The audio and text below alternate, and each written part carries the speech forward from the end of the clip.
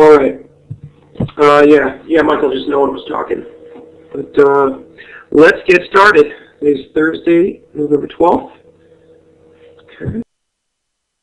We'll go over some charts and potential trading opportunities on the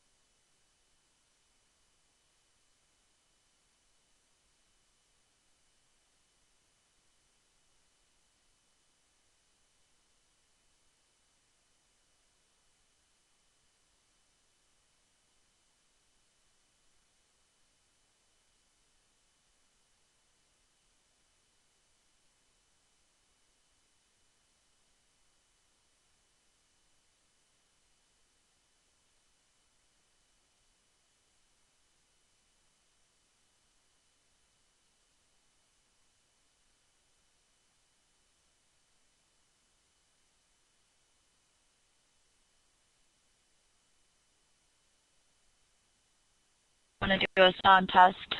Can everybody see, or can everybody hear my voice okay? Okay. I'm not sure if Sam had a chance to go over the disclaimer, so did he already do that? All right, perfect. And did he have a chance to go over the, oh, he didn't go over that? All right, let me go in and just do the disclaimer for him, and then we'll take a look at the schedule. All right, I'm sure that you all have heard this numerous times, but again, this training session is for educational purposes only. Online Trading Academy professional staff and the employees are not recommending, advocating, soliciting that you buy, sell, or hold any investment. The use of your investment methodology or your platform or your broker-dealer. All trading and investing has the possibility of involving high levels of risk, and any money that is allocated to trading or investing can be lost in its entirety at any time. You know that you are responsible for your trading and investing activity, anything that you undertake. Demonstrations of trading processes, including but not limited to the choice of the investment or the trade that you take that is presented during this training, is not a representation or a prediction that any account will or is likely to achieve the profits or losses similar to those that are discussed or shown as part of the demonstration or as part of any other training. And they're not a representation or a prediction that any account will be likely to achieve the same profits or losses that were similarly discussed or shown as part of this demonstration or any other training. Instructors do from time to time express their personal opinions. However, we're not authorized, nor will we assume any responsibility for your actions. Future results can dramatically be different from the possibilities that are out there in the training. Also, past performance does not guarantee the future results, and your participation in this training constitutes an acceptance of all the above. Remember, this is all copyrighted material. Anything that's presented in this training session as property of Online Trading Academy cannot be redistributed, reproduced with any prior written consent to Online Trading Academy. Looks like Sam is back in and joining the room. I'll let him take over. I was just going to show you a copy of the futures schedule for today. We are doing a trading and analysis day today on swing and position trading, and tomorrow we're going to be doing a trading and analysis day at 5:30. All right, so I'll turn it back over to Sam. All right, thanks, Michelle. You know, Michelle, I got it just a few minutes ago again. I'm wondering, would you mind reading that one more time? No, I'm just kidding. Joke. Just kidding. Sorry, yeah, when you said that it wasn't. I'm kidding. Yeah, you know, I had something happen. My computer just shut off and restarted itself as I was getting started, so thanks for that. No, I was just kidding there, Tony. All right. Yeah, thanks for that, Michelle. So let's get started here. Let's look at some charts. Okay. Swing trading. Okay. Yeah, thanks, Michelle. Okay. Let's take a look. Now, Michelle's going to go over some charts with you as well in just a little while, but so she'll probably go over some of the markets like the S&P and the popular ones. So I'll start with some of the markets that we just don't look at all that much, but some of these markets are just fantastic markets. I'd love to trade some of these other markets, and yeah, Mike, we'll take a look at gold and some of the others. Thanks, Jeff. Great to be here. Absolutely. I can tell you my absolute favorite thing to do out of all the things I do at Online Trading Academy is be right here in the Futures XLT. It's always #1 on the list. All right, let's jump in. Let's start with the currencies. Okay, let's take a look at the currencies. And so I have all these charts linked here. Let's start with the Japanese yen, just because it's on the top of the list there. And since we're looking at the currencies, I'm going to, and by the way, I'm using a different login today, so some of these charts may need to be updated, but that's okay. So because, now what I have linked is this 240-minute chart, this daily chart, this weekly chart, and this monthly chart. This chart over here in the upper right corner is not linked. I'll make this a little bit smaller. So because we're looking at the currencies, what market do you think I'm going to put over here? Let's throw this up on a larger time frame. Exactly, Thomas, the USD. Okay. Now, last time we went over this, well, for the past few months, every time we go over this dollar chart, we keep asking ourselves the same question. If you remember last time we looked at this, we were back over here, and we were right in here somewhere, and we asked ourselves, when you consider where current price is, 75.65, if you look up and left and see what we have here, okay? Let me just fix this for you. You see what I'm getting at. And then if we look down and left, okay, it's going to be the same scenario as last time. Where is the path of least resistance for price to go? Is it up or down based on where we are at right now, looking at the price at the supply above and the demand below? Correct. Same process, same answer as last time, and the market continues to fall. Okay. Yeah. So not a whole lot down here to stop prices from falling, but certainly plenty up here to stop prices from rallying. Okay. What does this tell us about the economy and stuff? Not that I really want to get into that, but the dollar's in trouble. The dollar's in trouble. Even if it does get a rally, even if it rallies to 78, that's going to be like the biggest news of the year, right? It's going to be, people are going to think, oh, everything's changing, everything's turning, you know, USA. But of course, we'd be coming into all these, you know, levels on top of levels. We see that all the time. Almost always when you have levels on top of levels, especially in the bigger time frames, that is just a lot of supply or a lot of demand. So this is a weekly chart. All right. So given that the dollar likely has more room to fall than room to rally, let's go take a look. Okay, let's go take a look at the some currencies, right, that trade against the dollar, right? Because remember, for those that don't know, this dollar right here, U.S. dollar chart, this is a weighted index against the major currencies. Okay. Now the currency that takes up the largest slice of that pie is the euro. So when you're looking at this chart, remember, it's the euro, the yen, the pound, the Swiss, all the big ones are on the other side of that. Okay? Okay. All right. So let's take a look. Here's the yen. Start with the larger time frame. Monthly chart. Let's just blow this up real quick. Okay? All right. So we see that the yen is into, you know, into these prior highs here. It's kind of been here before, so obviously it could go a little bit higher. What we really want to do is go look inside these highs here and see really what we're dealing with. And I think it's okay to come down, skip this weekly chart, and go right down to the daily chart for that. Okay. Let's take a look. Yeah, this chart right here. Let me see something. Remember, this is a different. Yeah, that's why. You'll see those gaps will go away right now. There we go. Yeah, this is a different log I'm using here today for this. So there we go. Now the gaps are gone. Let's pull up the daily chart of the yen. Okay, current price right here. Okay, let's blow this up a little bit.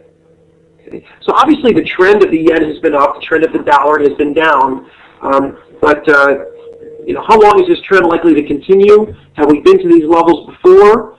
Okay. Scott, that was a custom session, I think, for a different market, so I would ignore that.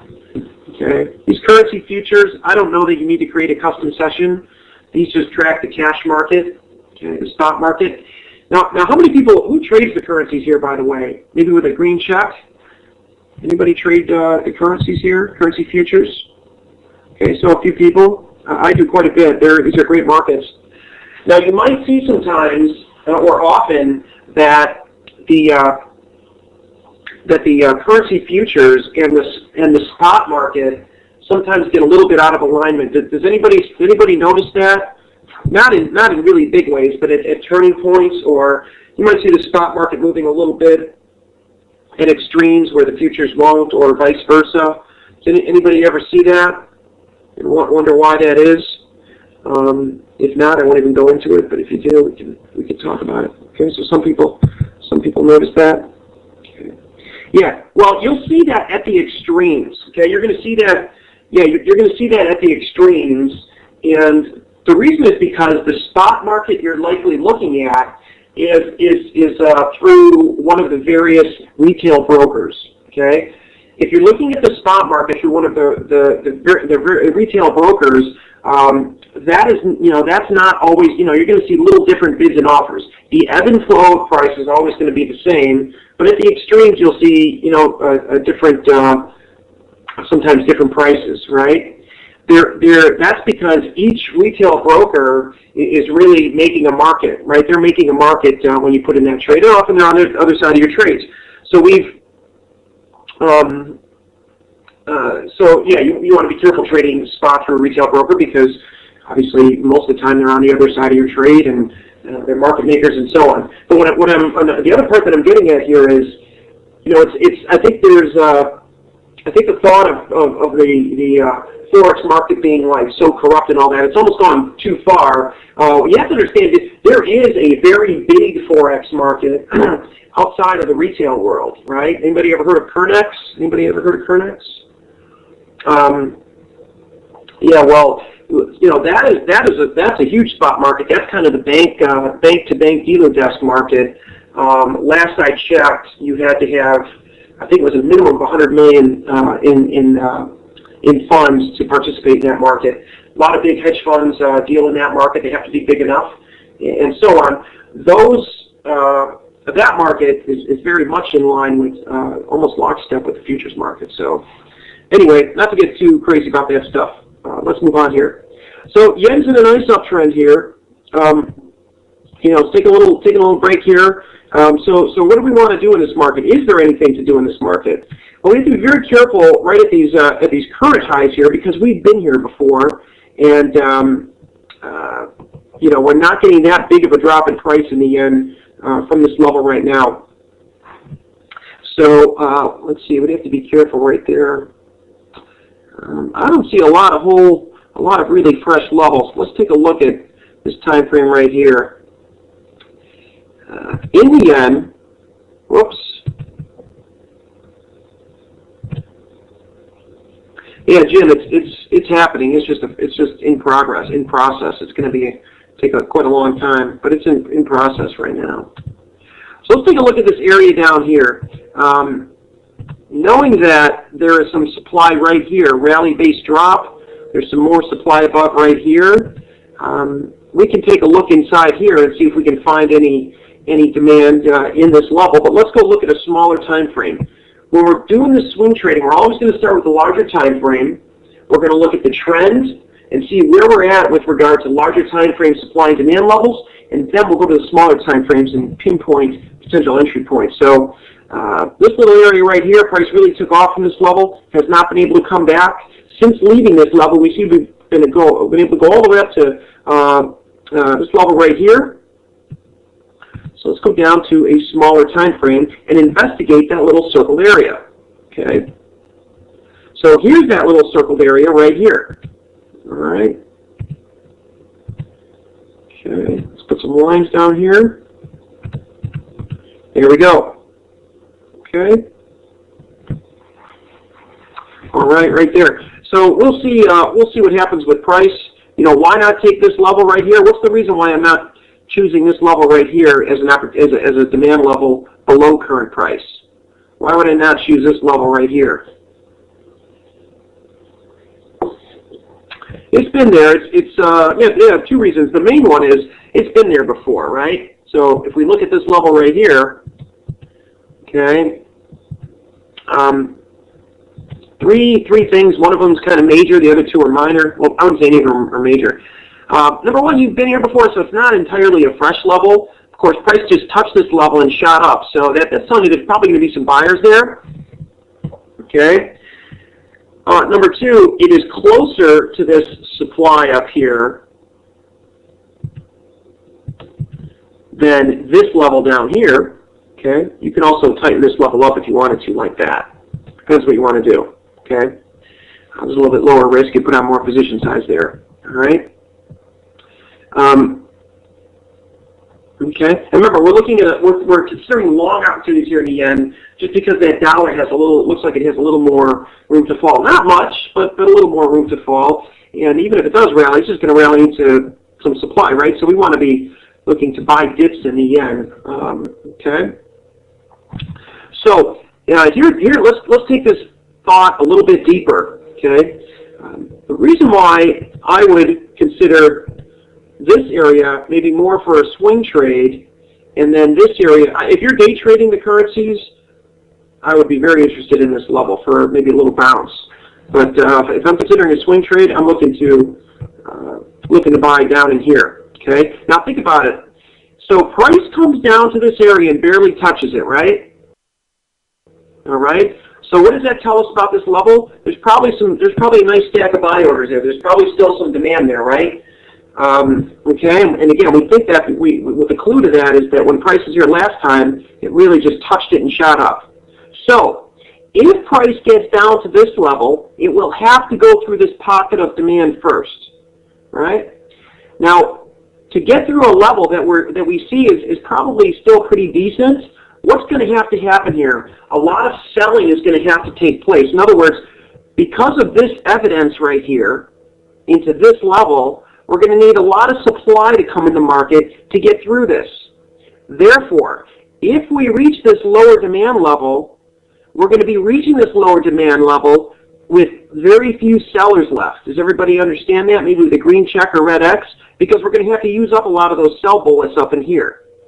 Does everybody understand that? Maybe with a green check or red X? I try to explain it very slowly. All right, I don't see any red X's. Okay.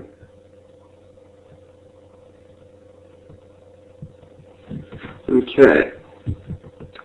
All right. Yeah, Doug, you could use the dollar futures. I mean, you could. It's just the dollar cash seems to be a bigger sample size. That's all. Okay. I've always and I see a lot of the big banks, they use the DXY. Okay. Okay. Let's see. Martin, we would not consider this 920 a demand level from 920, right? Okay, because after 920, price went lower than that level. That's why this becomes a fresh level here. Here's the entry for it. Okay. But anyway, so, and both these levels are pretty far from this target, so we'll see what happens here, okay? But anyway, I wanted to kind of slowly explain the logic of why this is a, probably a better area than this. Having said that, can prices hit this in turn? Sure, I'm not saying they can't, it's just this becomes a little better entry, that's all. Now, for a supply level, we start with current price, and we go up the price ladder. Now, this looks like the nearest supply level, right? Why would I not want to take this as a supply level right now? Why am I not going to draw lines around this level? It's rally, it's base, it's got a nice, the start of a strong drop from this level, but why would I not want to take this? What's too much time too long, position of the curve. Well, let me give you a little hint. When does this actually become a level? Right, I think Sandy Rep, I think you've got it there. Right, so the point is, it has not moved far enough away from this level to become a level yet, right? Because let's say prices rallied right back up to this area now. Would I have enough of a profit margin? No, I want evidence that there is a lot of supply up here, number one, and number two, that I have a profit margin. I only have one of those right now. I have evidence that there's sellers up here, and the evidence is that prices dropped. But I don't have evidence yet that there's enough of a profit margin. I need to see price come down. Well, here's exactly, very rule-based, what I'm talking about. What I'm getting at is, if I see that my line's here, so let's say, so this is about 25 ticks in here. Okay, so this is about a 25 tick level. So before I'm even going to call that a level that I would short at, it's definitely a supply level. But before I would call it a supply level that I would short at, I'd want to see prices drop at least 75 ticks away, because then I know that a 3-to-1 profit margin has been opened up or offered to me, right? I want to see the sellers, enough supply to come in. In other words, I want to see enough of a snowplow of sellers to come in and remove the snow or demand all the way down for at least 75 ticks, okay? So, therefore, when price comes back up to this level, at least I know I'm risking 25 to make at least 75 ticks. Does that make sense? Okay. Hey Doug, I see your huge wick issue here. Yeah, not great, Doug. But remember the rule on that. If it's over here, you know, it's not the end of the world. If this wick were at the end of this base, Doug, that's when we would say absolutely not. Do not take this level because it's over here, right? We just don't want evidence over here that you know, if prices went all the way up to here at the end of the base and then fell, well, this is nothing then. You see what I'm saying? But during the consolidation here, it really wasn't able to go up too high. So I agree with you, though. It'd be better if it wasn't there. But anyway, so this is a level now, but it's not a level that I would feel comfortable shorting at because I don't have evidence that I have at least a 3-to-1 profit margin. You may want 2-to-1. That's fine. No big deal. Okay? So this is a great example of how just because you have a level doesn't mean you have a trade. It may become a level to short at, but right now it's not. Okay? But what level on this chart, what price level on this chart, do I have those two factors that I need? Do I have evidence that there is supply? Do we have evidence that there's a profit margin? What's the level on here as far as supply goes?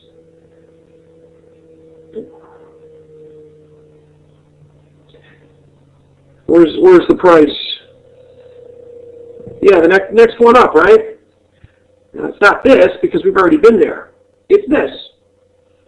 Okay, it's this up here. And let me walk you through it real quick. We're not going to spend this much time on most of the other charts. I'm just kind of helping everybody get back in the swing of things here. So, yeah, so the way we find supplies, we want to find rally-based drop above current price that's fresh. Got it? Nothing more, nothing less.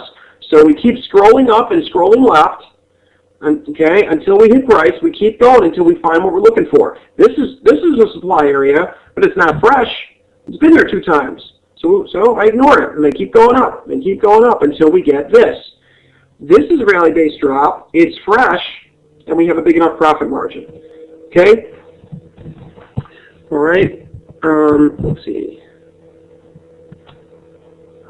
Okay.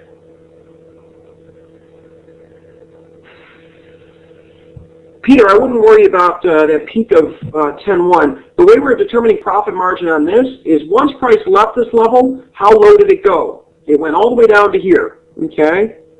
So, anyway, I'm going to put these lines right here. Remember, this is a swing trading XLT here today. So, those circles are the areas that I would be focused on. Let me clean this up for you so we can make things crystal clear. I didn't mean to do the fill there, but anyway, there you go. Is that better? Red light, green light. See, you thought OTA wasn't red light, green light. Okay. Well, lower level is fresh, Sandy. This one's fresh. But this lower supply level is not fresh because we've been here twice. Okay? So on the swing trading side of things, all right, let's see, 1014.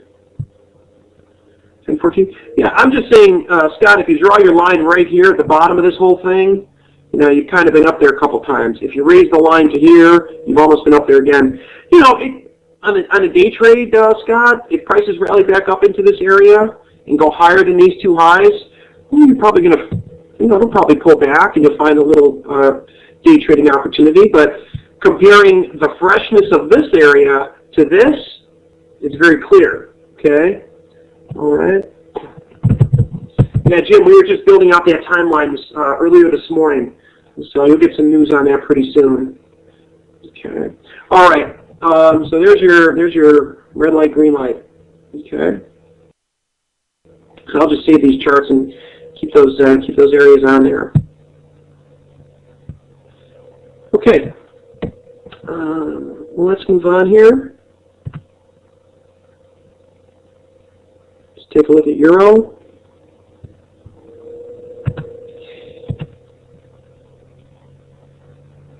Here we go.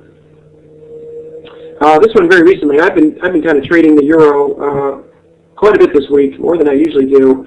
And anybody want to tell me why? Anybody want to tell me why I've been trading the Euro more than usual this week? Has anybody else been trading the Euro quite a bit this week?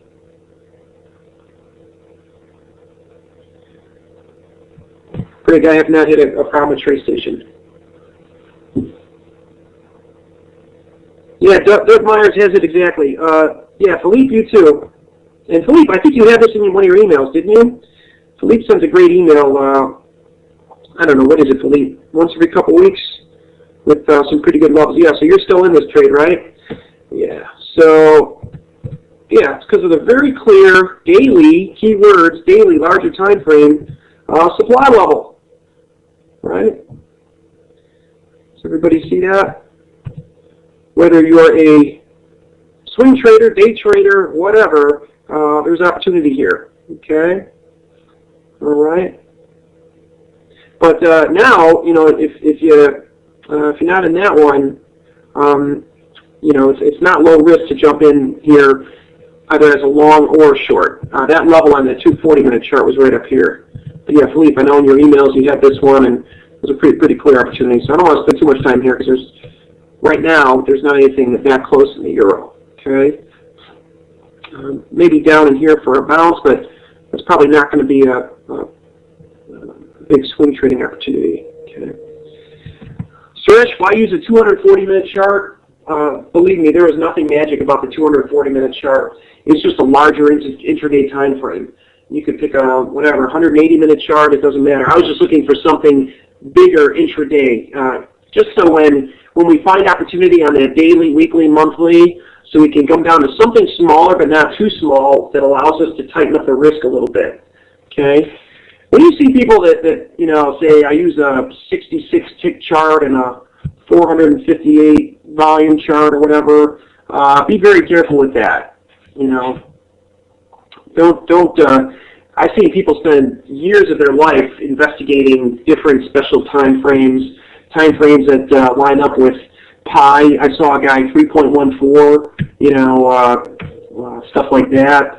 Birthdays. You know, so just be careful. Anything like that, anyone shows you that and it looks good, ask them to see 2 years worth of trading results, and then once they can't show you that, just move on. Okay, I don't want to see anybody waste their time like that. Okay, so let's move on from the Euro. Okay, yeah, Suresh, hopefully I saved you 2 years there. No, I'm just kidding.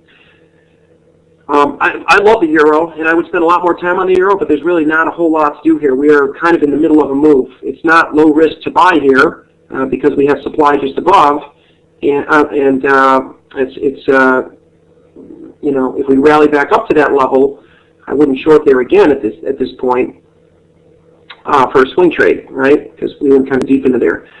Philippe and others are in this trade now. Just I would sit tight with it. Okay.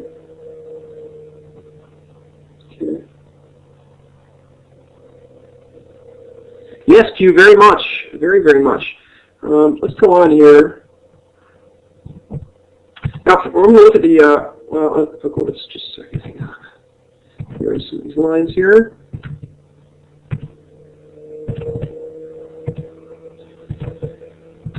Okay, here's the pound. And remember, all these currencies we're looking at now, they're all against the dollar, right? So, like you would never want to make a trade in, let's say you have a long opportunity to come up in the euro and you have a nice long opportunity to come up in the Swiss at or around the same time. You don't want to make those two trades and risk the same amount of money because those are the same, they're both against the dollar. It's the same trade. You know, long Swiss, long euro, short Swiss, short euro, it's the same trade. Remember, the dollar's on the other side. That's that's double the risk. Don't do that. Let's take a look at the larger time frame pound. Okay, so we're kind of in the middle of these two kind of giant areas here. You can see that very clearly on the monthly chart here. Okay, larger time frame area of demand down here. Okay, and what we're doing now is mapping out the curve. Does everybody know what the curve is? Does anybody have a question on the curve? Green check or red X if you're clear on the curve or not clear on the curve. Just green check or red X if you're not clear on the curve. Oh wow, tons of red X's. All right, give me 30 seconds or less, and I'll have it up for you. Just one sec. I have to grab it for you. 1 second.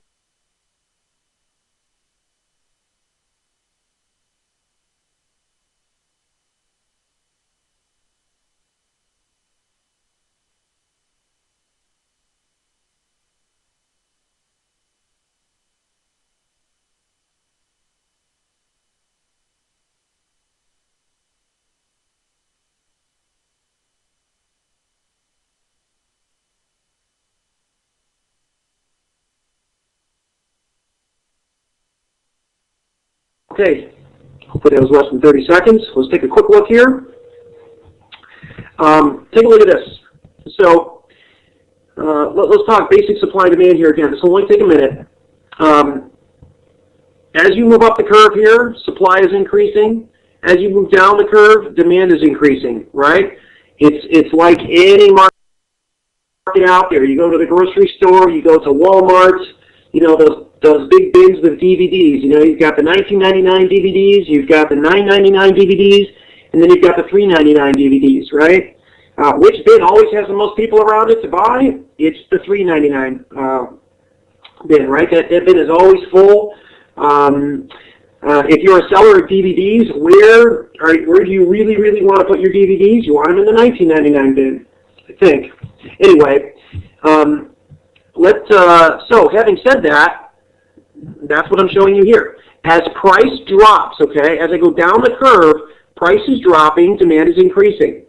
As I move up the curve, price is increasing, supply is increasing. Therefore, as an astute market speculator, as price rises, we want to be interested sellers at objective supply levels that are fresh, okay? As price drops and gets closer to fresh demand levels, we want to be interested buyers. In the middle, this is where supply and demand are in relative balance, which means you can buy and sell as much as you want. We don't want to trade there. There's no opportunity there, right? We want to trade far from equilibrium out at price levels where supply and demand are out of balance, okay? The problem is most people up here jump on the bandwagon and buy, just like most people down here jump on the bandwagon and sell.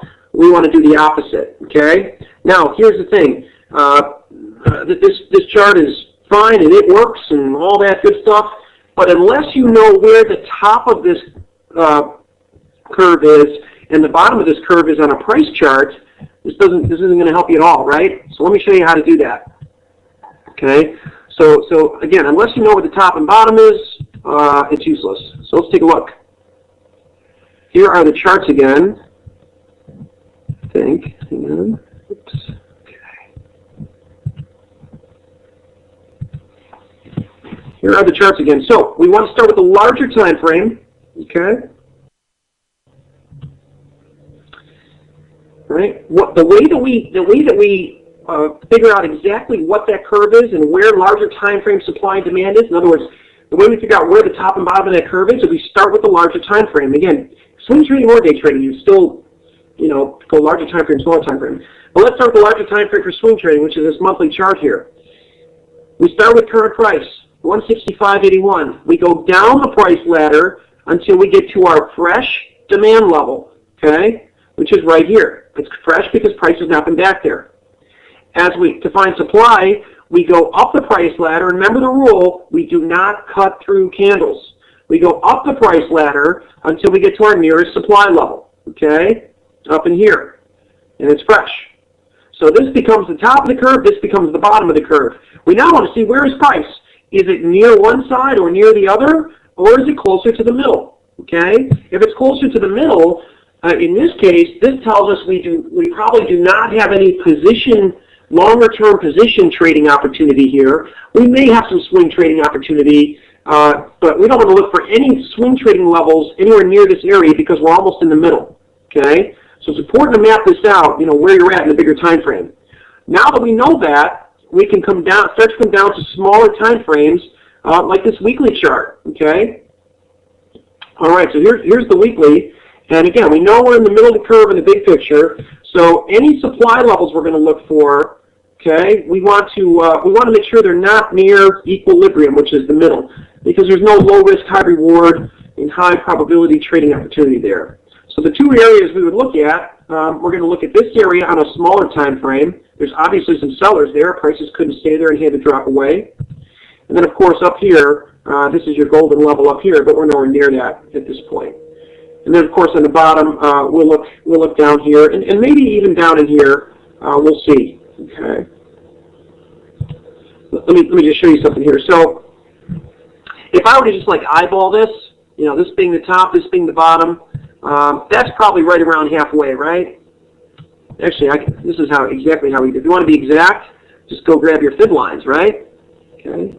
Find the top to the bottom. Here's 50% right here at a price of 170.85. So everybody see how I did that? Okay, so this is actually how I do it for. This is how I've done it for a long time for the managed accounts, to be honest with you. There, so that's the middle. This is equilibrium, no trade zone, right? Okay. So 170.85. So now when I go down to here, let me plot where the middle is. Let's go right here and see how close we got. 170. There it is. Okay. All right. So I don't want to trade anywhere in there. Let's come down to the daily chart. Okay. So again, let's go 170.85. Let me find the middle. I'll show you what I'm getting at here. I do have a point. I'm not just line happy today.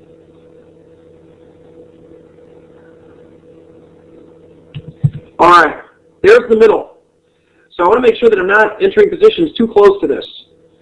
So now, when I start with current price and I go up left and up the price ladder to find supply in the pounds, okay, I'm just going to keep scrolling up without cutting through candles, and I arrive at this guy right here. Okay. Yeah, it did, looks like that, Gene, it did. But it doesn't really, you can see there's not a huge reaction off that like we get from our key levels. Okay. So now here is rally, base drop, and it looks like there's a little gap down there. We kind of filled the gap, but still. So now I'm finding a level that's, at least it's not right on top of this equilibrium area, right? Okay, and then of course, we've got this level here. And you might be saying, these are kind of far from current price, Sam. Why are we looking at them? Believe me, if you set enough futures markets up with levels like this and just leave them alone and set alerts, you're going to have trades popping up all over the place. Only the good news is, and that's good news, but the beauty of it is, I should say, that because you're doing it on these time frames and you're finding fresh levels on the right side of the curve, these are you're applying a really high probability strategy when you do it like this. But the beauty of the futures markets is we can apply this across all these non-correlated markets and get plenty of opportunity. typically when you increase your trade count, you're inviting in, you know, kind of some losses too, and lower quality trades. The beauty of doing it this way in the futures is you're not. You're sticking to that high odds opportunity. You know what I mean? Okay. So anyway, I would go with those guys, and of course this is equilibrium here. I'll just make this a blue line just for, you know, whatever.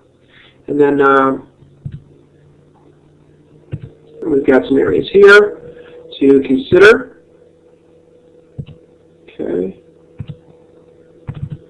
And we can make these. There you go. Just to be crystal clear on what we're doing there. Okay. Yeah, John Moody, yeah, I haven't really been scoring these out, the odds enhancers here, just because these ones we're looking at, you just by eyeballing them. If you've done the odds enhancers enough times, you can eyeball levels like this and know that they're probably golden levels, you know what I mean? Okay. But you have to make sure you're on the right side of the curve, and if you want to add to that, you know, make sure you're not near equilibrium, right? Okay. All right.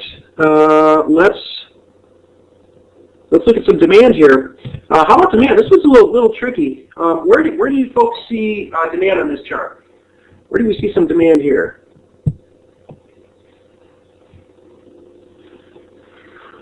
Double bottoming. Yeah, there's probably some demand at any other levels, though. What about some other levels?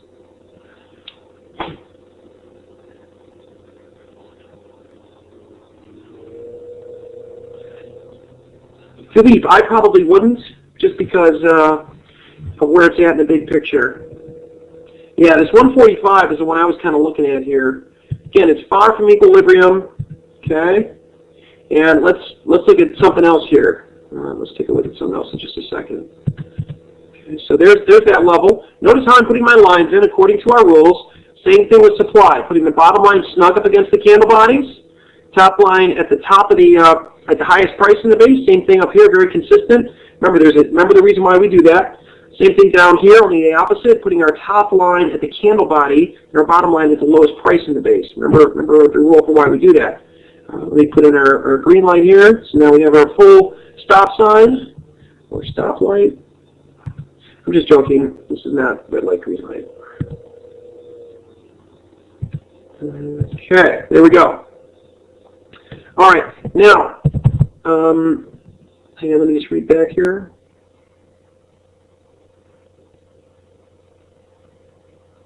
Yeah, Sandy, I would probably use the daily chart for the intraday, you know, to map out the top and bottom of the curve in the intraday. Okay. So now what we can do is, now watch this. Now I already know that these are probably on the right side of the curve, but if I wanted to double check, okay, what can I do right now to make sure that even though these structure-wise, this demand and these two supply levels are really good, what could I do right now just to make sure that I didn't make a mistake and these are all appropriately placed on the curve? What could I do right now?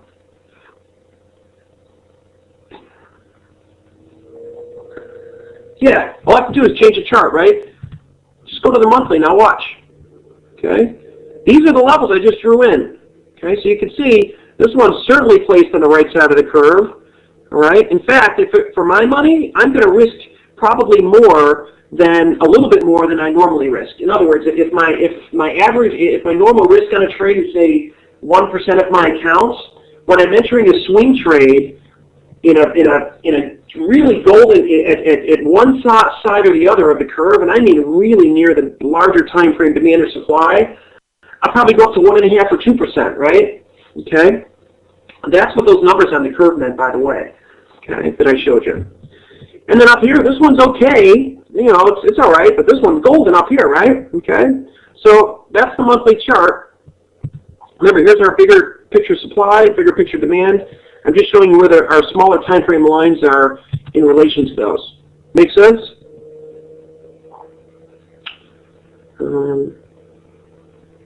Cutting candle on bottom. Gary, I'm not 100% sure what you're asking there. Cutting through candles. When we say cutting through candles, I'd say start with current price and scroll down until you find the pattern you are looking for. So right here, I'm going to scroll left, but I'm not going to cut through this and look over here. I'm just going to keep going down until I find drop-based rally that's fresh. Okay. All right. Stephen Burks, would you not buy after you cross equilibrium 170? I would not buy there. No, I would definitely not buy there, because I would be buying after a rally in price and actually right into maybe probably a little pocket of supply there, and right at equilibrium. My risk would be too big. Your risk is only going to be low if you're buying at price levels where the chart is suggesting that demand exceeds supply. You know what I mean? Okay. All right.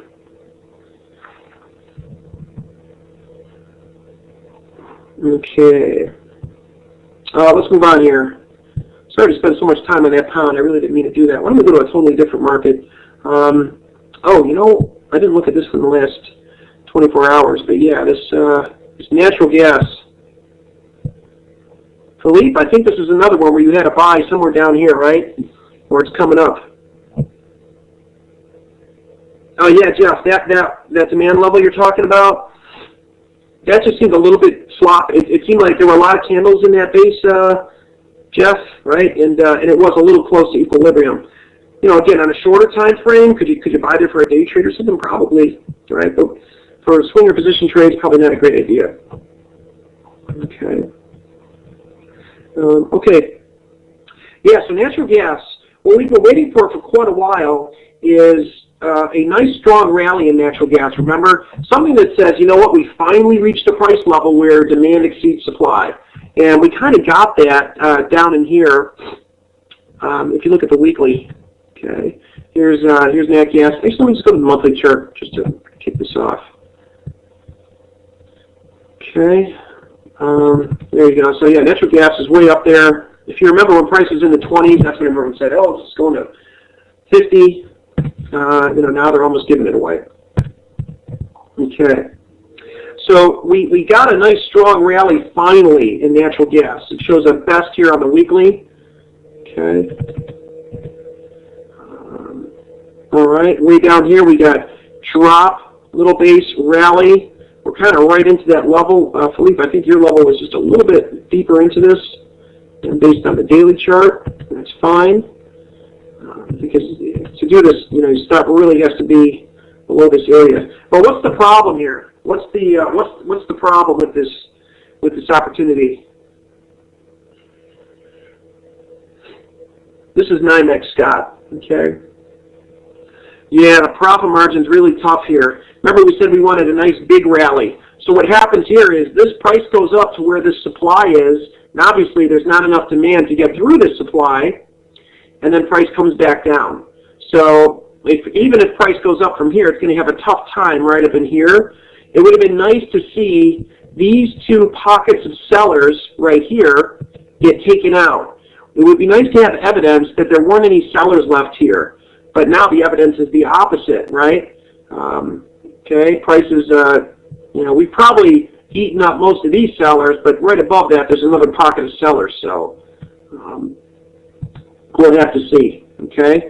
So having said that, if I'm going to take a trade like this, I'm probably going to go in with maybe half the position, half the risk. So if my normal risk is like 1%, I'm probably going to come up with a position size that ensures that if it doesn't work out, I'm only going to risk 0.5%. You see what I'm saying? Or just don't take the trade. Yeah, Jeff, we need more of a snowplow here. We didn't have much of a snowplow, right? Right? We have one of those little bobcats, but the problem was we were trying to snowplow a runway with the bobcat. You know what I mean? Not a little sidewalk. All right. Yeah, Jeff, that doesn't help either, right?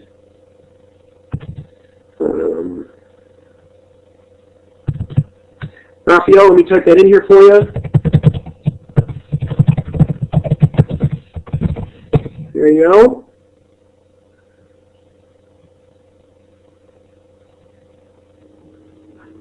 Right, Stephen, if you're above equilibrium and then you get a drop-based rally, you can buy a pullback to that. But you have to make sure if you're buying above equilibrium that you still have plenty of room to the nearest supply level, which is the top of your curve, right? Okay? So just make sure you still have 3 to 1 no matter where you're buying. And that's the beauty of doing it like this, really mapping it out based on the numbers. Okay? The beauty of it, Stephen, is that If you find a drop-based rally demand level above equilibrium on a chart, and you're too close to the top of the curve there, the chart is never going to offer you 3 to 1 there. You see what I'm saying? It's always going to, it's never going to offer you that. It's not possible. You see what I'm saying?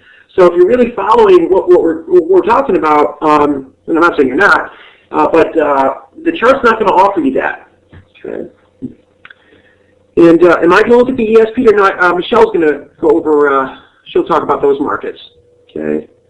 So let's leave. Let's leave nat gas here alone for a bit. QM. The last time I was in here, we talked about the crude oil. Everybody remember that one? We talked about crude oil. Anybody remember what we were saying with crude oil? What were we talking about that one?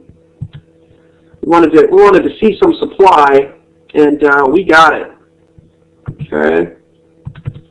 This was the market actually. The last time I was in here, we focused on this one more than anything else. We were looking at this area right here. Okay. We were looking at that level right there.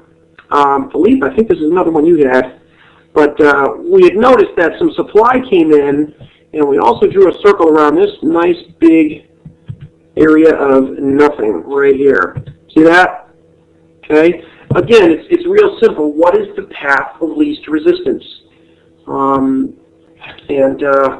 Just keep it, really try to keep it that simple, just like the U.S. dollar. Okay. Keep it that simple. What is the path of least resistance? I think one of the reasons why, money managers and analysts and stuff are so uncomfortable making big picture market calls, predictions, and why they always, you ever notice how someone follows up a prediction with all these different kind of reasons? Most of them are fundamental reasons and stuff like that. I think people have a hard time making those bigger picture predictions because internally they realize that they don't feel strong about it. They don't have a really solid reason that they feel comfortable with, right? That's why if you just keep it real, keep it to the real demand, real supply, just keep everything real, knowing where price is going to go is not that difficult. Of course, taking a trade to take advantage of that's another story. That's where we get into our rules. But let's see.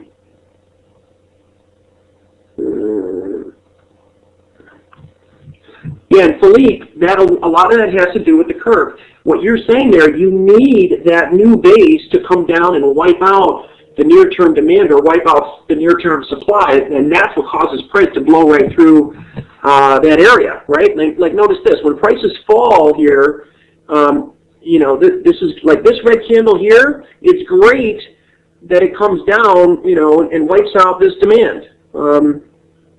Anyway, yeah, you need that. You definitely need that. Okay. So crude oil here.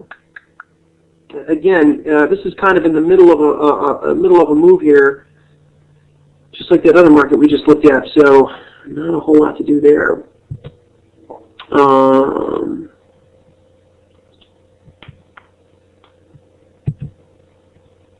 Let me go to FESX here, and then after this one, I think Michelle will go on to the S&P and maybe the bonds, the 10s and the 30s. Okay. So here's FESX, fantastic market. Whoops.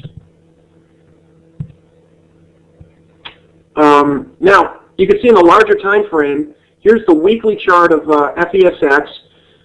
We've recently rallied right, this week we've rallied right up to this rally-based drop supply. Okay. Notice this drop and this wick on this next candle took price down to, right here.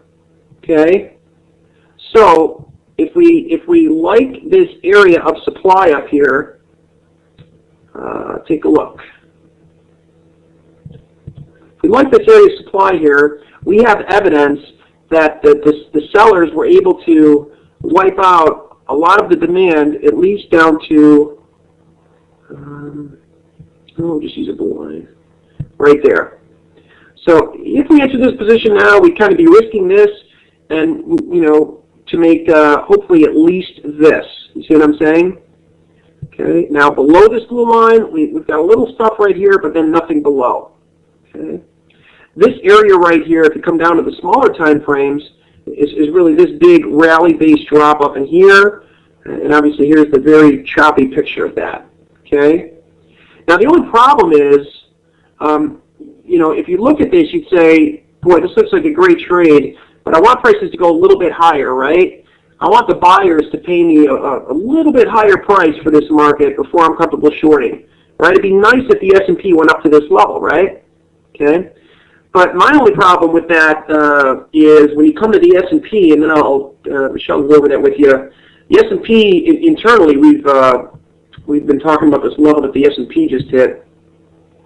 The S&P just kind of hit filled the gap and hit a little level up here. So I guess there's room in there. You know, if the S&P goes a little bit deeper into this, and this FESX comes up into momentarily. That's not FESX. This area up here, you know what I mean? Okay, so watch for that. Again, this blue line right here. Let me show you again where it is here. Oops.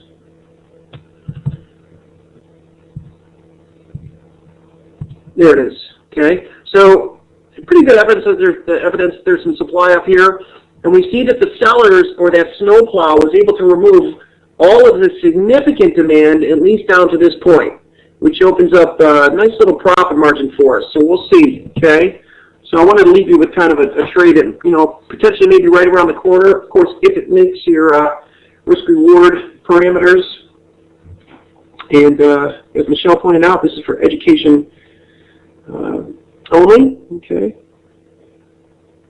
Yeah, exactly, Peter. Right? Remember, Peter, let me leave you with this. All this stuff is just motion into mass. That's all it is. The mass being the supply and demand, the order flow, right? Okay, price is just going to move from one level to the next and back again. Once you've absorbed all the demand in one level, all the supply at one level, price is going to go through that level to the next level. That's how markets work. That's how they've always worked. That's how they're always going to work. Okay, free markets, that is. Markets that are not free don't work that way.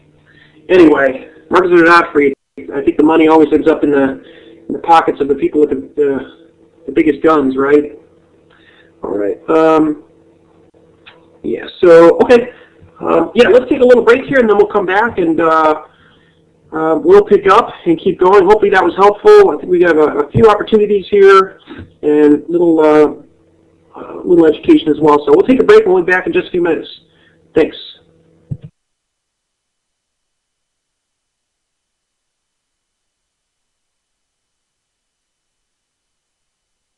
And share my desktop information.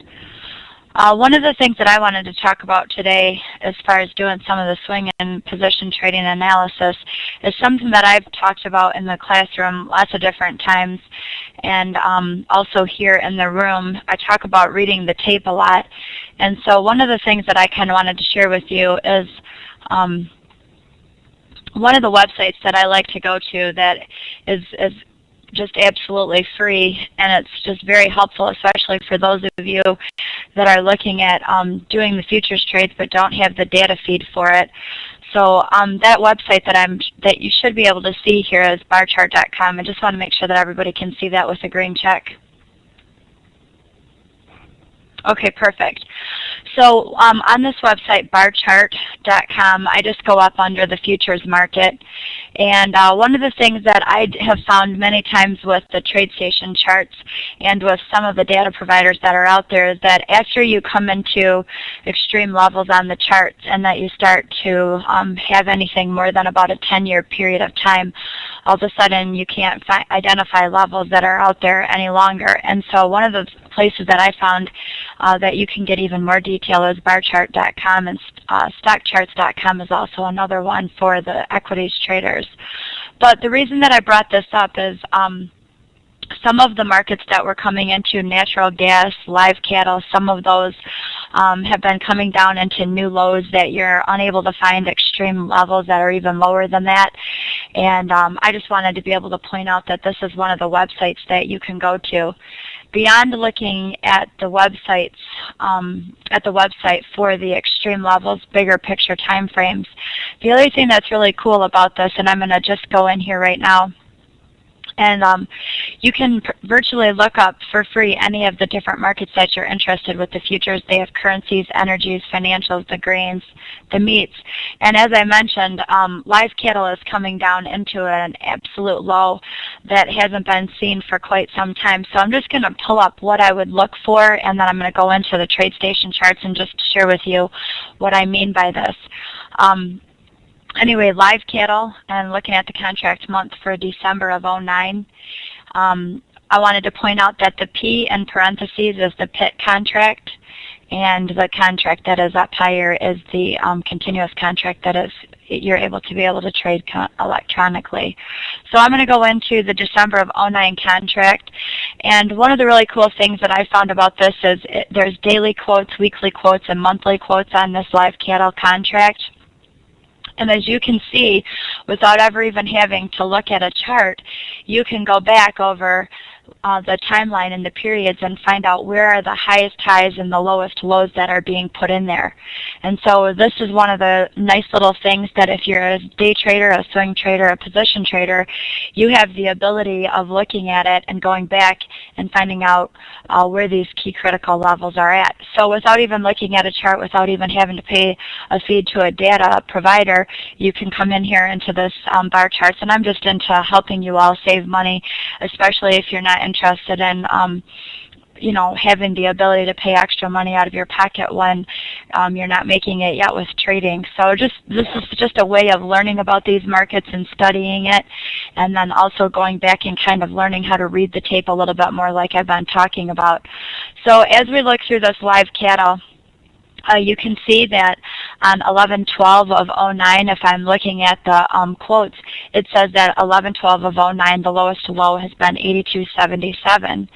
And going back to the highs, you can see that this goes back to the beginning of this year and showing you that 93.80 has been the highest high.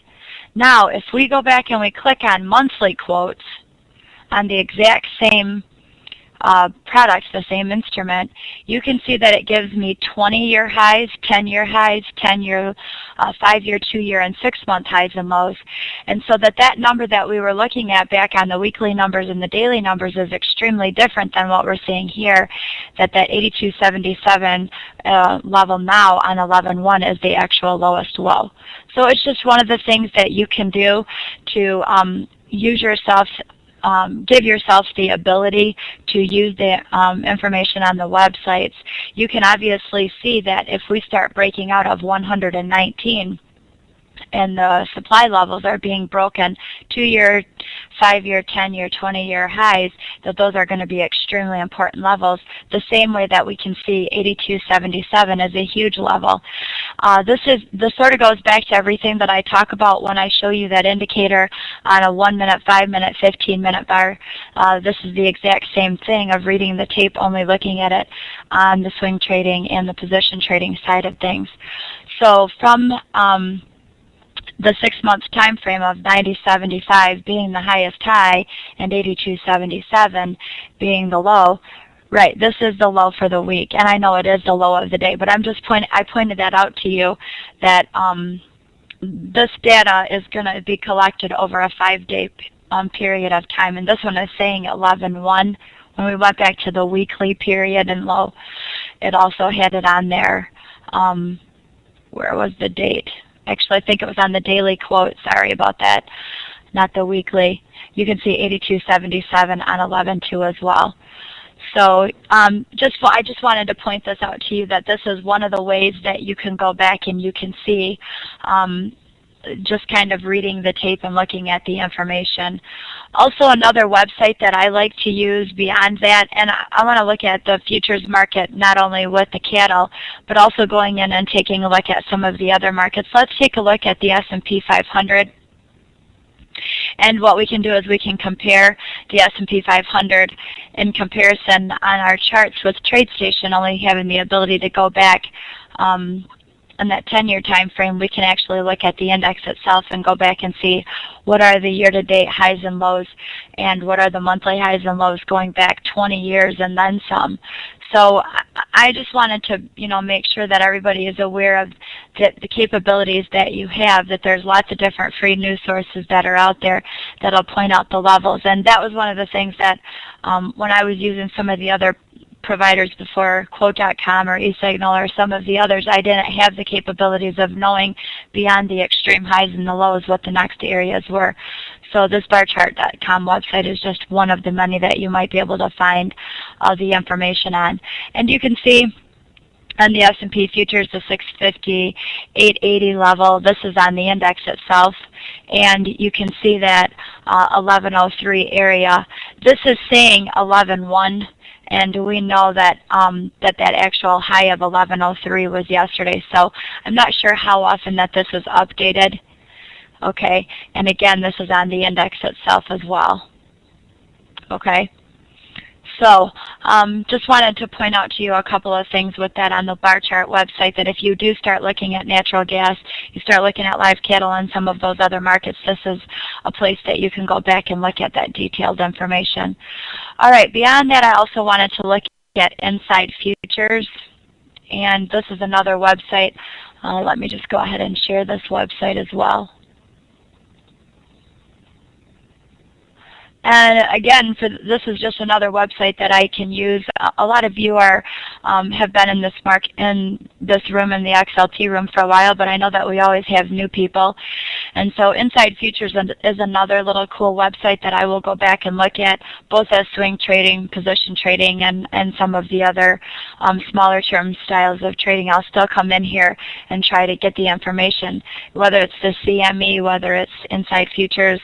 Many of these places you can get the data, and if you're not day trading it, you can stand to have delayed data by 20 minutes. It's not that big of a deal. But down here, the same as what we were looking at with the barchart.com, you have your currencies, your US dollar, British pound, your yen, you have crude gas and oil, you have your bonds and your 10-year notes, the grains and the different markets that are out there. I hope you can't see it. Sorry. Let's go ahead and try this again. How about now? Go ahead with the green check mark. Much better? Okay, good. So in this website, again, let me just go back in here, and you all see the Inside Futures site. What I was looking at was on the left side of the chart, that there's all these different markets, and Thomas Rees says no. Is anybody else seeing it? All right, why is this doing this? Let's try it again.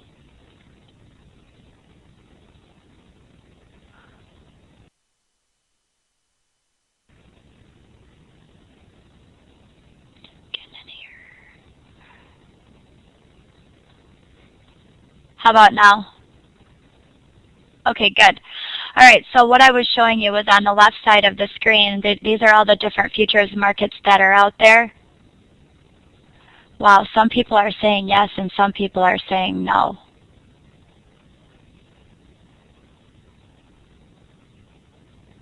Just hold on a second. It's okay, got it.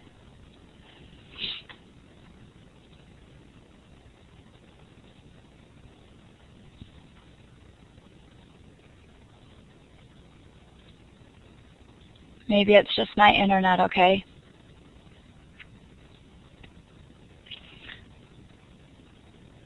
How about now? Okay, perfect. All right, so again, this is a free website. All you have to do is register the same way that you do with FinViz, and I am logged in.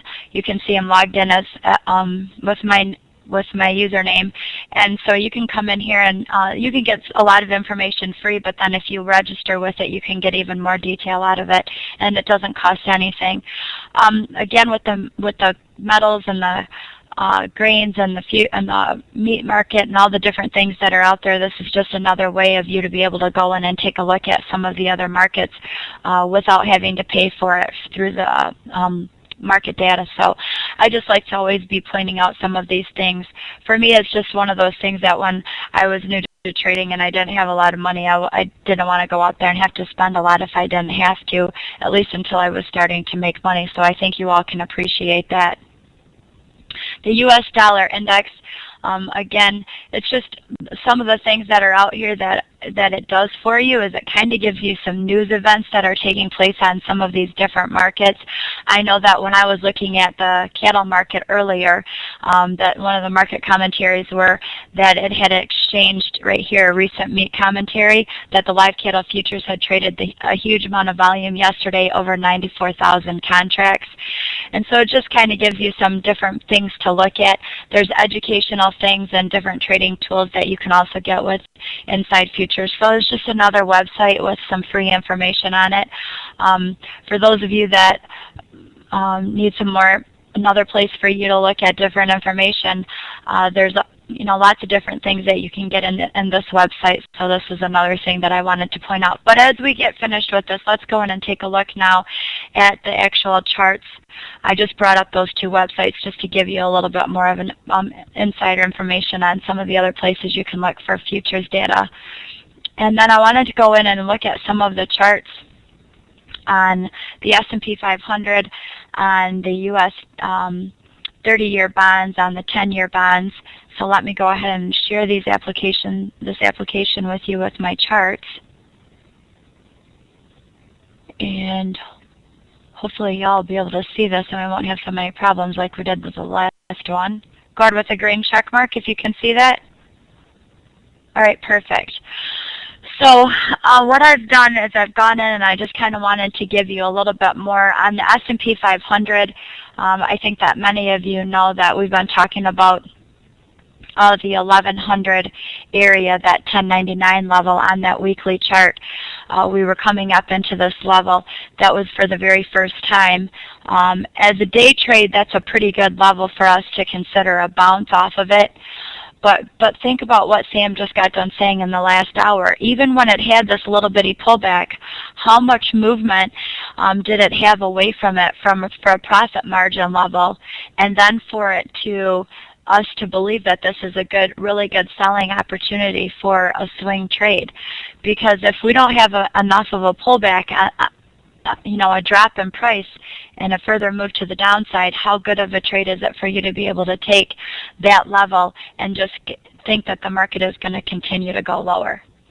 So remember, he had said earlier that you want to be thinking about watching and seeing that there's actually a decent drop in the price before you would consider just going in and shorting it on a longer term basis. It's okay for doing it on the very first time in the revisit up into it off of the daily chart. Now somebody's asking me about the 1085 level. Dave Osterman's asking me about that. And that 1085 level was a low that was created on Tuesday. That was the lowest low from November 10th. But we're talking about swing trading and position trading. The only thing that I can say about that 1085 level on an intraday basis, and I can switch this over quickly, not wasting too much of the time on an intraday chart, but when we're looking back at that 1085 level, and I switch this over to a smaller time frame, I go look at the 60-minute chart, I can see that there is potential for this to go absolutely lower. And when I look back on the smaller time frames, going back at this 1085, you can see that on 1110, which is the area that you're talking about. Now, just a reminder that off of that 1085 level, and I had mentioned this in the room earlier, in the stock room, and when we were talking in the stock mastery class as well, that if this market starts to break down below this 1085 level, and I don't mean by just a tick or a point or a little bit of, I mean that we start to see some big expanded range candles to the downside, that the market has the capability of going all the way back down to test into this 1065 level, which is the area that had created the low on Monday the 9th. Okay, so one of the things that I can say just on an intraday basis is that that 1065 level is going to be an important level if the 1085 level continues to be broken. But bigger picture, if I'm looking for a really good opportunity for a swing trade or a position trade, I'd like to see it penetrate down through these levels and go back and retest some of these low levels and then give me a decent pullback up into that 1100 area for a retest. So that's why when we're talking about this in a longer term time frame on the swing trades and the position trades, you have a much better probability on the swing trades, especially when we go back and look at, let's go back and look at that daily chart. Okay, sure, we're coming up into this area, and sure, we could have a bounce off of it. It might come back down here. Day trading wise, that's a great setup. But as we go back into the weekly chart, and we look to see what happens if this area starts to get violated, we can see that there's a huge amount of area for upside potential. Okay?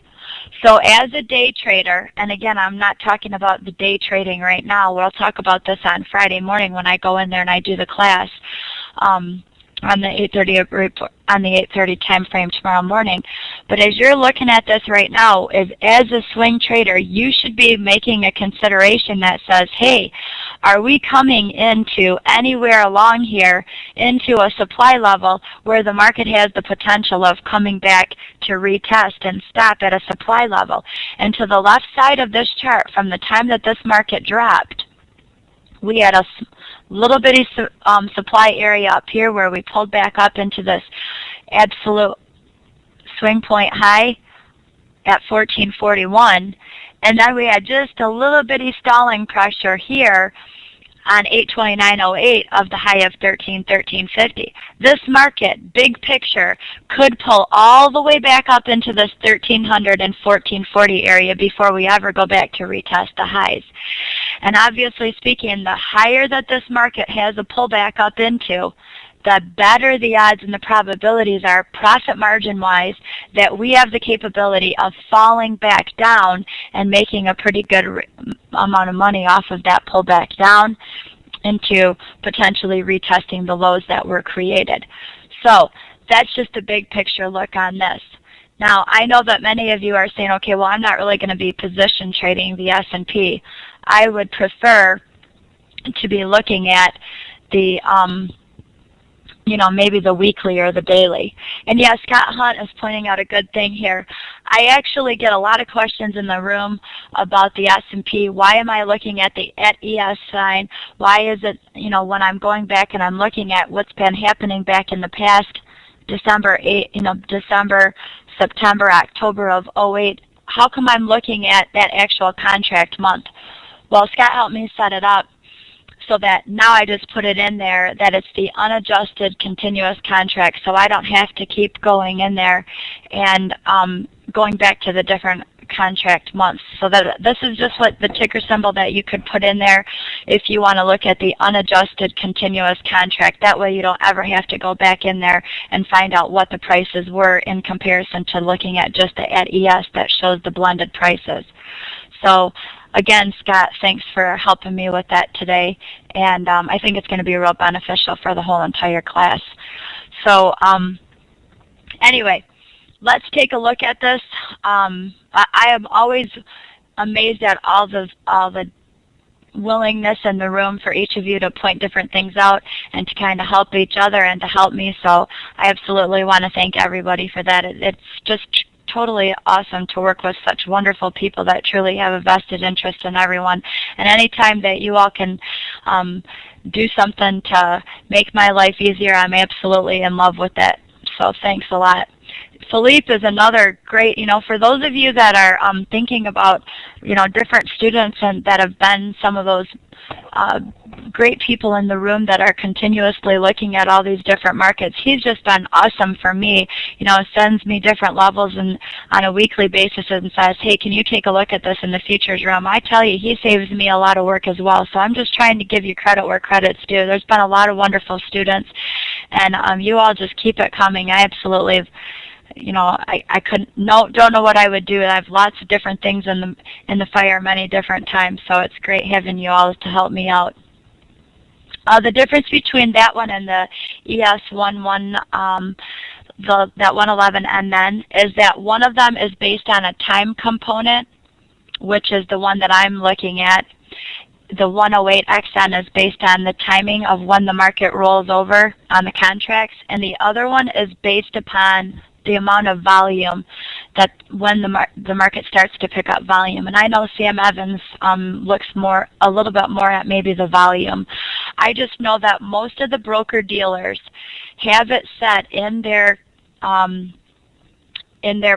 platforms that they will automatically roll you over into the new contract month 8 days before contract expiration.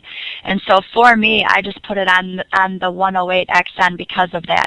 I know that my broker does it. I know that a lot of times trade stations and the trade portals and the Infinities and all the different broker dealers that are out there, they just roll you over into the new contract month 8 days before expiration. So one of them is rolling over with volume, one of them is rolling over with a time component. The 108 XN is the time, the 111 is the one that is for the volume. Okay, both of them are going to be the same prices, but one of them is just going to be based on volume. So, okay, now let's get back into a little bit more detail with this. What are some of the things that we would want to consider on this weekly chart with the S&P futures? If this level of this 1103 area starts to get violated and the market continues to go higher, where is it that the weekly chart shows us the potential for the market to go back to? And on this weekly chart, I can see up here at this 1300 and 1350 level that this is an area that I would want to be looking for a potential retest off of a supply level. Now, if you remember right when we were looking at it on the monthly chart, that 1350 level was right there on the monthly as well. So here we have it on the weekly, and then we have it as well on that monthly chart. It goes a little bit higher. The 1313 was right here off of this little green candle, but there's an even bigger, higher level that's up at the 1441 area. So 1313 might work initially coming back up into this level and then having a potential bounce off of it. But if you got stopped out in a swing trade, then you would just know that the reason is because there's an even higher level up at 1441. I distinctly remember in June of 2008, I was teaching a class in Chicago, and a couple of my students were in there. Some of you may remember this. Zib was in there, and there was a couple of other students that I know, Gary Tite, and a few of you that were in this futures class with me. And if you all remember right, at that time we had seen this double top that was coming up on this bigger picture time frame. We had a pullback up into it, and what we were looking for is that 1300 level. We were looking for this breaking point for the market to fail off of that support level, and it actually happened, and boom, look at the movement off of it from that time. So just a couple of things for us to consider. Those are what we're looking at on the bigger picture time frames. I believe, though, that it's going to take some confirmation of this market to go higher, and I would love to see some confirmation with that movement with volume. We want to be looking for a buying opportunity if we think that the market has the potential of going higher. On a longer term time frame now, if we believe that this market has the capability of going higher, what we should truly be looking for is the area that the market has the highest probabilities and the potentials of moving back to retest and on a pullback. Where is it that you all would be expecting that this S&P coming into the levels that it has been on that daily chart? Excuse me, that one was a weekly. Let's go to the daily. Where is it that you would expect this market could have the highest probabilities and the capabilities of coming back to give you a potential entry on a pullback based on what we've been talking about in the room for however long? I mean, we should be looking at rally-based drops, right? And so what is a really good area that the market has a potential of going back to retest on that pullback? And now I'm not saying that the market will not create a double top and that it will not fail from here because of all this white space like Sam talks about. Remember, the path of least resistance, if this level holds up at the top, if we draw the big white space area where the candles could come back to be filled in, it's huge from that 1100 area, it could go all the way back down to 665. But with the market having the trending that it's been doing, instead of just having the belief that that's the area that it's going to go to, I want to say right now, until I'm proven wrong, I want to be looking for a pullback, for a buying opportunity. And I see a couple of you have posted 1025. I absolutely do not have any problem with agreeing with you at that 1025 area. First of all, why do you post 1025? Just for the students that are still out there that could be wondering, why are they saying that that 1025 level is an area? Well, let's think about it. When we go back to the monthly numbers and we look at the month of November, the lowest low is 1026. And if we look at the week's low from last week, it was 1026. It just so happens to be that that's only the first week of the month. But somebody else pointed out in the room that 1012 is an area. And I won't disagree with you that 1012, because from the time that the 1026 level was put in last week, there were still areas down at 1019 and 1012 that had never been retested. So this month, so far, the lowest low is 1026. And for me, if we start feeling, this is for me, Michelle Vommering, I am going to be most concerned if we start feeling below 1012. Not only because it was last month's low in October, but if you go back in time and you go back to the second week in September, that was also the lowest low of the week in the second week in September. And I'm just saying to myself, that 1012 level was 1012 quarter the second week in September. When it came back to retest it into October, it never had the ability to fail. If it gets through that 1012 lower and level and goes lower, I would not be surprised if we start to see this market even go lower. Now, I also seen that somebody posted in the room the 980 level. And I do want you to know that according to my numbers, the last time that the lowest lows were being put in, down at that 975 level and down at that 980 level, right where he was just talking about, that number is also a really big number to the downside. These are key levels that the market had turning points off of. Now, obviously, if those levels get broken, we could go see the 860s, the 750s, and the 660s that are below it. But I just want you to know that these numbers are not just something that I'm just making up. The levels that I have written on the board, the numbers that I'm going through on a routine basis, they tell me where there's strength and weakness in the market, and I never have the ability of knowing which one is going to be the absolute high and which one is going to be the absolute low. But I can tell you that from the time that the market put in that 665 bottom on the S&P, since the time that that low has been put in, we had a very small pullback to 670 the very next day, and we've never been back to revisit it. There is an awful lot of numbers to the downside that if we start taking out 1012s and then 970s, that we could go all the way back down to with some pretty decent profits. Until the market tells us we're in a downtrend, though, we have to have the areas to get into the least amount of risk with the highest profit potential on a pullback in this buy level. And so for me, I can see that that 1026 area where this low is put in is going to be a potentially decent trade on a pullback for a couple of days to a couple of weeks. But even bigger picture than that, I would want to be seeing what's going to happen as we go back up and revisit that 1100 area.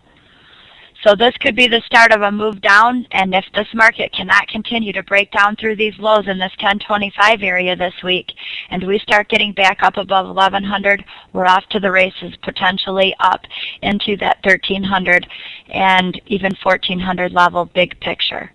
Does everybody understand why I'm saying that? I just want to go ahead with the green check mark if you're all okay with that. Okay. Great.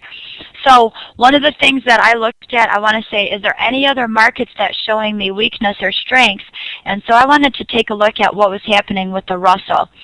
Because a few days back when I was looking at the Russell, I was starting to see that it was maybe the one that was showing me weakness before some of the other markets were. So I go back to the Russell and I looked at it on this daily chart.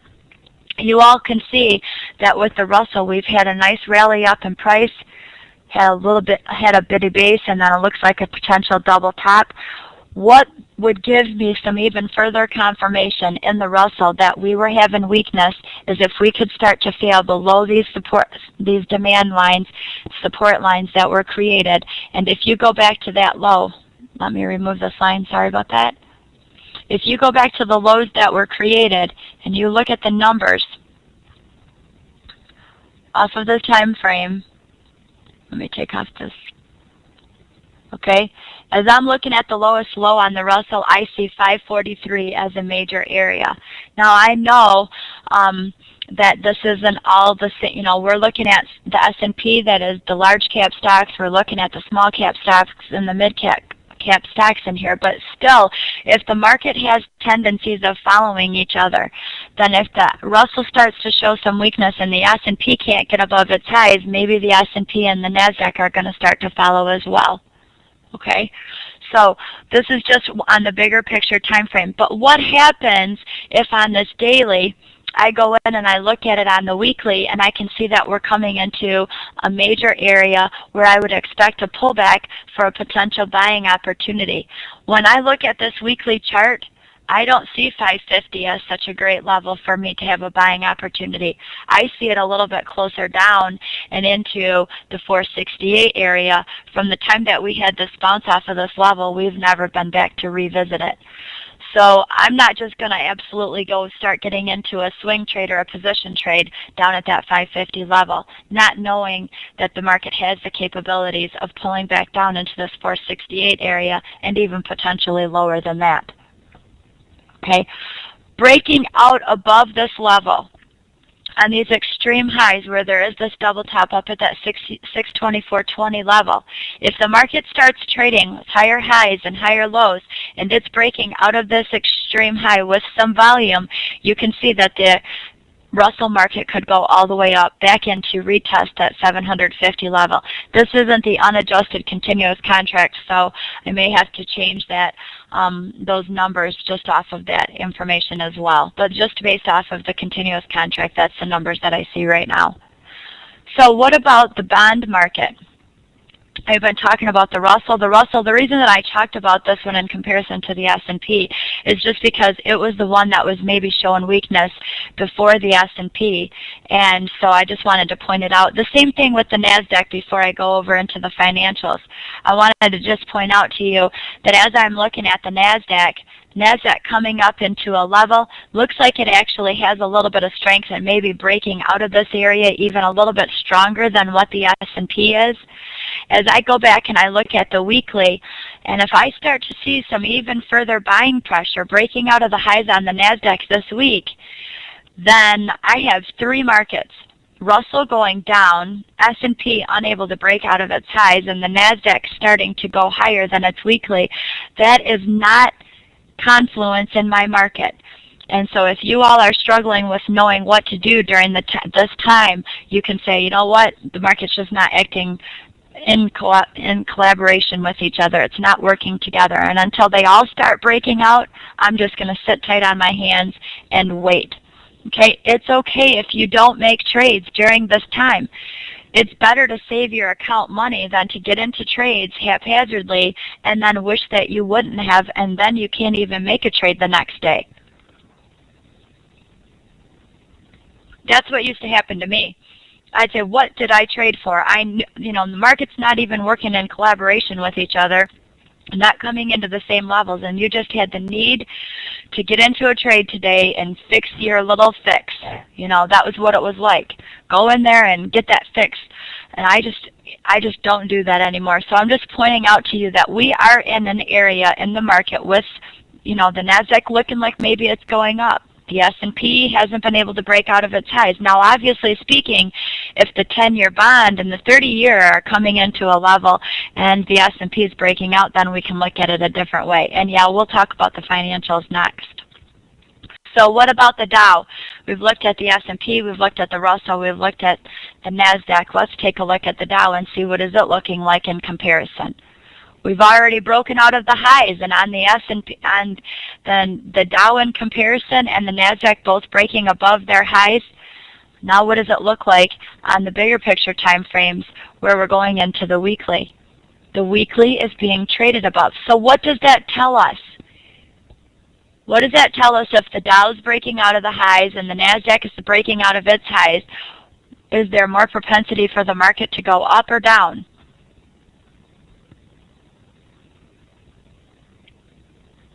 Yeah, the market has the capability of breaking up to the upside, but who's lagging behind? Who's taking things down and making the market slow us down? Yeah, the Russell and the S&P. And who wears the king's crown? Of all four of these markets, if you're looking at the Russell, if you're looking at the Dow, you're looking at the NASDAQ and the S&P, who wears the king's crown? You guys have it. So until this S&P can start breaking out of that 1100 area with some volume, it doesn't matter what the Dow and the NASDAQ are doing, because they all need to start working together. And once they do, then we'll see the follow-through. So you might get a big move out of the market this week. We start breaking out of 1103, oh yeah, we're going higher. Okay, so just put that into your thought process. I prefer this week to try, if I believe that there's more propensity for the S&P to go higher, I'd prefer to get into a trade on a pullback as a day trade, you know, coming into it as on the daily chart for the ability to break out of the previous week's highs. And last week, what was our highest high? We had 1099 from a couple of weeks back, but what was last week's highest high? 1069.50, remember? Does anybody have a problem believing that the market could go back and retest the highs from last week at 1069.50? Some of you, I mentioned to you earlier, to watch down from that 1085 level because it could go all the way back to 1065. Isn't it amazing that 1069 and 1065 are so close to each other that that would be a perfect entry for me as a pullback? And then if the market has a bounce off of that, just to go all the way back up to 1100 is 35 points, and we don't even have confirmation of the breakout. Then if we break out and we continue on higher, that's even better. So swing traders, be patient. Day traders, you can take your trades down to that level. Okay? Yeah, there is a gap on the .D chart. I'll show it to you. At ES.D. On that day chart, there is a gap. 60-minute chart as well. Okay? Why is there a gap here? Because that from the time that the market broke out of that 1065 level, the next day on Monday morning, on November 2nd, excuse me, not November 2nd, what was the day? November 9th. The market broke out of that highest high and it gapped up, right? The highest high for Monday was all the way up at 1092. So that's exactly where I believe that they have the capabilities of coming into. If 1069.50 was last week's high and the lowest low that they were able to pull back to this week so far has been 1065. How many of you are going to be putting out an alert or putting some lines around this area at 69 to the 70 level, believing that the market has the capabilities of coming back there? If I can risk 5 points to make 35 back up to 1100, and even beyond that as a swing trader, going even further and extending out from that as a position trader, I'll do it day in and day out. Absolutely. So those are some of the things that I'm thinking of as a swing trade and as what I'm looking for. If you all had the opportunity to get short this week at that 1100 area, knowing that 1099 had been the weekly highest high, and you're shorting it all the way from that 1100 area down to the 1065 is an even another number. And some of you said that you got it. Scott Hunt, if you got that, you're awesome. I got that same exact trade. So I know, Mike Gullick, we talked about this on the phone before, and you know that I've been telling you that that number is an important area. Just watch the market as it comes up to these levels. I don't make these markets. I don't have the crystal ball in front of me, but it's absolutely imperative that we go out there and identify where we believe that the highest probabilities are. Now, obviously, for you day traders, if the market starts breaking below 1085 and it can have some weakness through there, 1065 to 1070 is absolutely an amazing level for them to get to. All All right, let's go look at the financials. Any questions about that before I go look at the 10-year and go look at the U.S. Treasury's 30-year? Can I put anybody to sleep? Yes, I will, John. Before I move forward with the financials, that's exactly what I'm talking about with trailing stops. If you were going to be using a trailing stop and you were looking at the S&P, okay, let's go back to that S&P chart. Let's assume one of two things. First of all, let's assume that some of you are short in this market. And let's look at it that we're short in this market looking for a swing trade.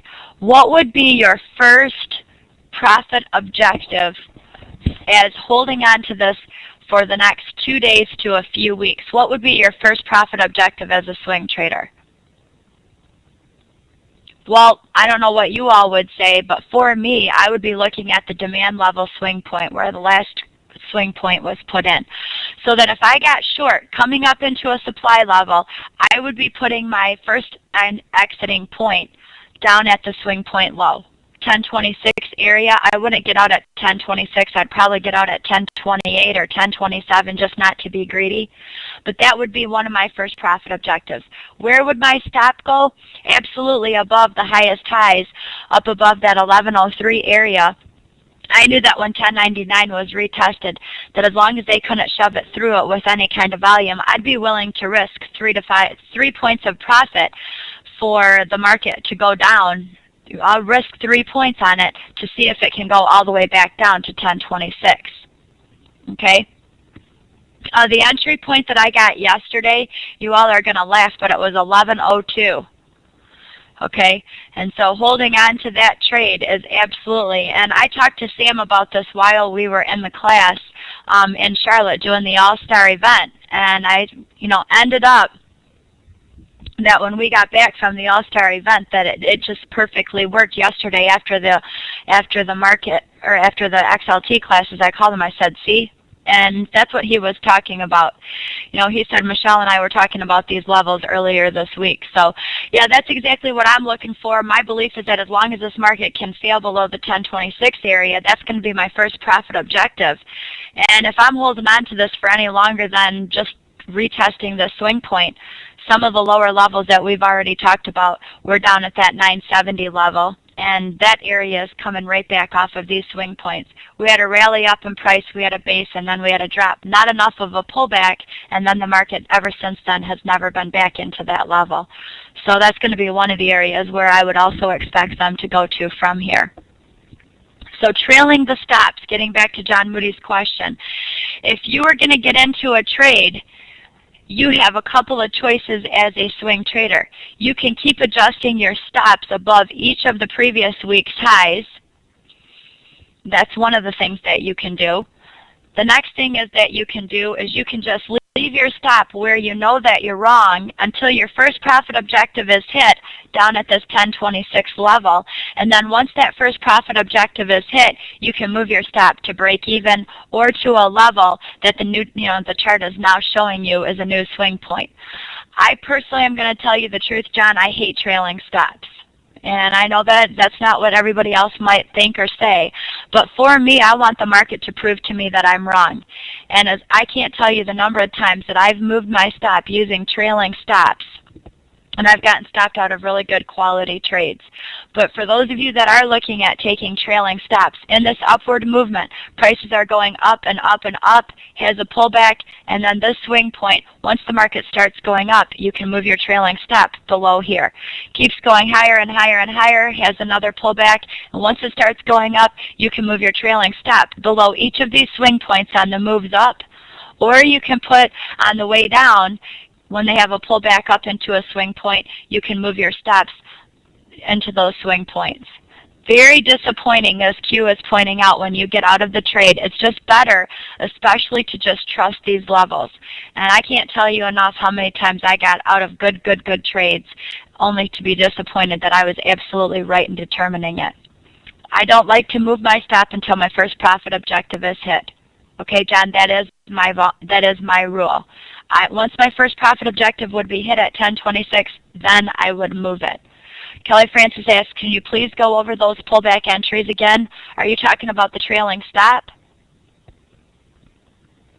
Or are you talking about on the daily candles from what we were looking at with, remember this isn't an intraday class so on the educational side of it. I was just looking at where the market could potentially pull back to, knowing that the NASDAQ and the Dow have already started to break out. What I want to do is look for a pullback level for the market to come back to get me into a good trade. As a day trader, I would be looking at are the lows being held, each of the previous days' lows being held, and if not, where would be the very best entry from the time that this market broke out for it to potentially come back to retest. If you remember right, once 1065 level was broken, we had a 1069.50 highest high. Ever since that level has been broken and now retested at 1065, it's never been back to it. So that's where what I was using as my pullback entry. Let's look at that on a chart on a smaller time frame. Let's go to a 60. All right, you can see way back here to the left side of your screen, back in October, and the actual date for the 1069.75 high was on October 27th. Okay, so let me decrease this bar spacing a little bit more so you can see it. Okay, that 1069.75 level, and as I'm looking at this area, once it was broken, after the market was back into that level, it was not until 11:10 that we actually, not until 11:9, this first day on Monday this week, that we actually came back to retest that level. Do we get in at 1065 entry, or do we get in at 1065 as our stop? No, what I'm saying is that's the number that's on the chart right now that the market has not been able to go below this week so far. The lowest low on the weekly candle, Kelly, is 1065. And if I can get a market to pull back down into 1065 to 1069 area where it broke out of, and I can get an entry, I absolutely like that pullback. If it fails below 1065, I know that there's even more propensity for the market to go lower because it'll be breaking down below this week's low and all of the lows that have been created so far. That means there's a higher probability that it would go back to retest at 1026, which was last week's low. Jean Barr, I see trade signals today on the Russell. You two are talking to each other, so I'm going to ignore that. And hopefully you understood that and I answered that question, Kelly. And I hopefully answered that question too for you on John Moody on the information. I want to go over the financials and then you guys can call it a day. So let's look at the 10-year, and I want to look at it because I'm seeing some things that are going on here on the bigger picture time frames. Let me switch this over to a daily. I have two 60s on this chart.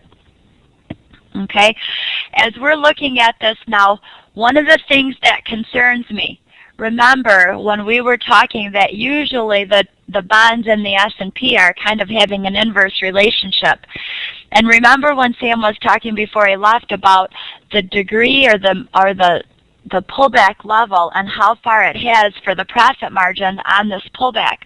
Well, when the 10-year moved up on this monthly chart and has had this pullback, we've never ever had a huge amount of a pullback into the level off of the bigger picture time frame. Do you all feel that the best thing for us to do would just be to automatically short into this level up at the highs on the levels on these 10-year notes, coming back up to this 124.05? Well, maybe as a day trader that would be okay. But if we start to see some strength off of this market, then that could be something that we would not want to be necessarily getting into. But just like Scott Hunt's saying, maybe we should be waiting for confirmation. What happens, guys and girls, if this market comes back up into this monthly level, into a supply level, and the S&P is breaking out of its highs for the year, the NASDAQ is breaking out of its highs, and the Russell and the overall markets are all breaking out. Well, if this is coming into a key supply level and those are all breaking out of their levels, confirming that the market could even go higher, we might get an okay entry and a bounce off of this level. Does that make sense? Maybe with a yes or a no or a green check mark? Yeah, absolutely. And wouldn't we want to be short the bonds and long the S&P anyway? Okay, so those are some of the things that I'm looking at. When I'm looking at this on the weekly chart, okay, this one is the daily. Let's go in and look at it on the weekly. What I do see is that on this weekly chart we had a little bit of a pullback. We're coming back up into this area. And again, what would be the preferred thing for me is that I would actually have the inverse relationship where the S&P was not able to continue to break out of its highs and the 10-year continued its move up, or just the opposite, the 10-year could not break out of these highs and the S&P would continue to go higher. So I don't like that these two things are coming into opposing areas, and it looks like the S&P is coming near a high level, and it looks like there's not that much room higher on the 10-year. What does everybody else think about that? It's not the ideal situation. What would be the preferred situation? Wouldn't we all prefer that right now that this thing was down here coming into a demand level on that weekly chart? Wouldn't you all like this whole lot better if we were coming into a trading opportunity and we were down retesting this demand level? Oh yeah. So just be cautious that you can see that not only do we have some indecision with what's happening with the overall indexes themselves, but we also are not really sure what's happening with these financials. We like the inverse, like what Maria is saying, at the extremes. And right now this is a little bit of indecision in the market. Let's take a look at the 30-year bond as well, because we've been looking at the 10-year note. Okay, you can see a huge amount of movement to the upside on the 30-year bonds. We did have a decent pullback into this level a few weeks back on the 30-year. It's actually been more than a few weeks. It's been a few months. But as you're looking at this, now if this were actually coming into a demand level at the same time that the S&P were into a supply level, I would like it even better. And that's just not what is happening. What does it look like on the weekly chart? I mean the monthly chart, excuse me. Same thing, not a whole lot of a move for us just to automatically be thinking about shorting up into this area. I prefer that we would have had a sharper, steeper drop a rally-based drop for me to believe that I should be shorting into it. So think about those things. Think about the fact that this is in an uptrend, and when it comes back up to revisit that level, instead of just automatically shorting it as a swing trade or a position trade, you might only be able to make a little bit of money as a day trader because this isn't the ideal situation. Any questions about that? Because I don't want to confuse anybody. I prefer that they were much more in collaboration with each other, working together as a team, but they just don't seem to be doing that. Now, when I'm looking at the smaller time frames, let's take a look at this right here.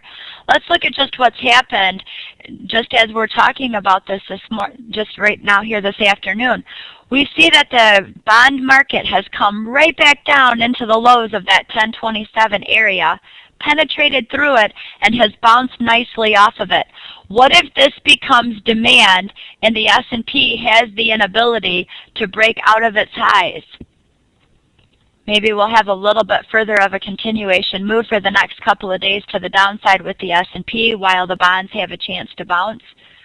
But obviously speaking, if these fail with some volume and the S&P fails to hold on its supply, then we have confirmation and direction.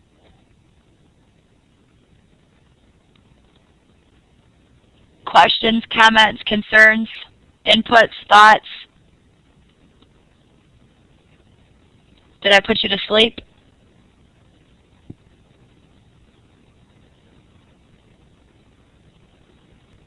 Dead bulls, good stuff? Yeah. And that's the thing is that, you know, this market right now, we're just starting to fail a little bit lower than that 1085 area. Now again, remember, I'm looking at the S&P right now. I'm just looking at my other computer, but let's go back and look at this right now. Okay, and I know for those of you that need to leave, feel free. I'm just looking at the S&P because this is what's happening right now in the process, in the moment as we're looking at this. So let me get rid of some of these bigger time frame charts and go into some of our smaller time frames now. And this is just on my time. If you guys want to leave, that's fine, but let me just show you what I'm seeing here.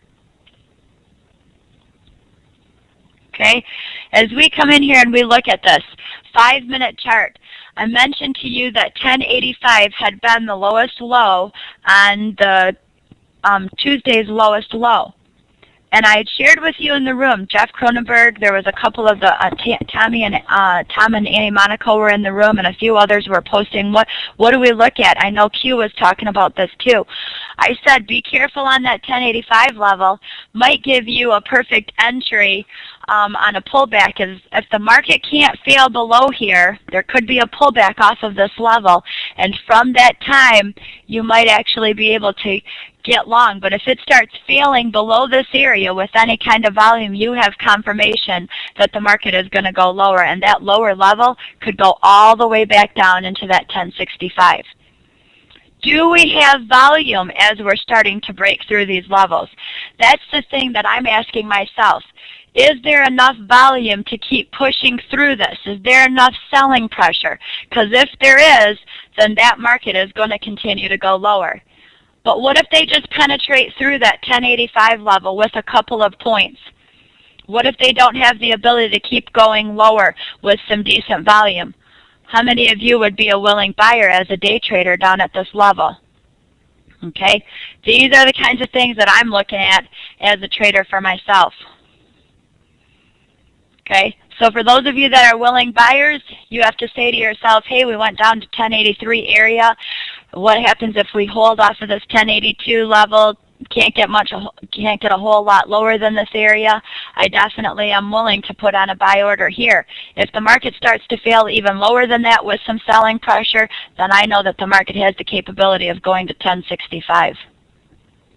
All right? No, I don't need to see anything more than this. This to me is telling me, hey, I can't push through it with any kind of volume until I start seeing a huge amount of selling pressure. I'm a willing buyer because this is a level that I had looked at from the previous swing points. I could be dead wrong in this trade, but I know that the next major level below it is 1065, so I'll be a willing buyer here. Okay? Everybody have a great day. Hopefully this is helpful for you.